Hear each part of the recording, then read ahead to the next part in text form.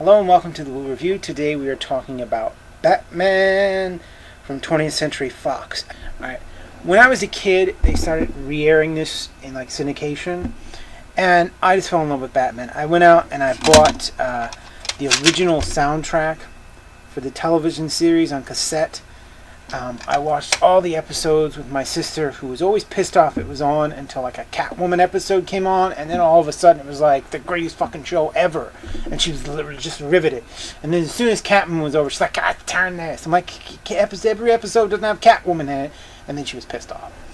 It was a long time before I saw the movie, and I was always a little disappointed in it because it doesn't have the same charm that the TV series does. It's like really long. It doesn't have those breaks where it's like, will Batman get out of the situation or will he die? And as a kid, you're just like, oh my god, Batman could die. What the fuck is going on? And then you sort of watch it and you're like, oh my god, he's safe. Now it's this sort of cheesy, good fun that you kind of laugh at.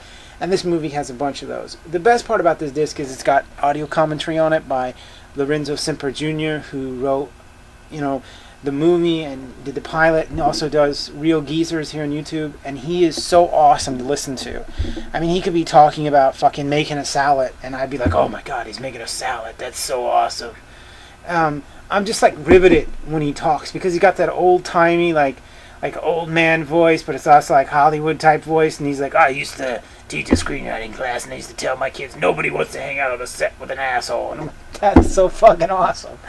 Anyways, it's a decent movie. It's, if you're looking for like The Dark Knight, this probably isn't going to get you in the mood, but it's probably the most we're going to have out of the TV series, so, it is what it is.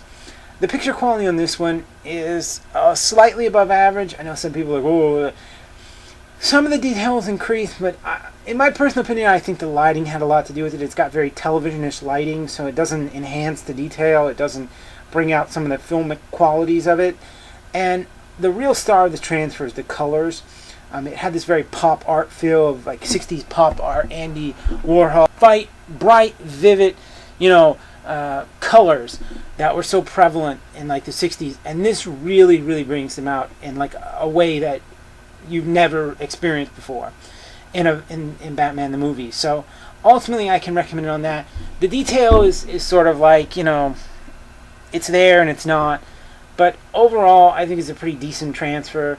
The only which warrants it for a rent. The only problem I have with this disc ultimately is Fox's pricing policies, where they like charge you like $10 if you want to get this on standard def DVD and $35 if you want to get it on Blu-ray. And I'm like, why is this $25 more than if I got it on regular DVD? And they're like, it's in high definition. I'm like, yeah, it's got a few extra special features on it. One of them that's really cool is if you're like a huge fan of the Batmobile, it's got like an interactive feature where you can like go around the Batmobile and check it out and stuff. And I was bored with it. I mean, because I'm not really that interested in the Batmobile, but if you are, you can check it out. It's an alright movie, and it's an alright transfer. Give it a rent. Enjoy the cheesy goodness that is 1966 Batman the movie. Peace. Motherfuckers.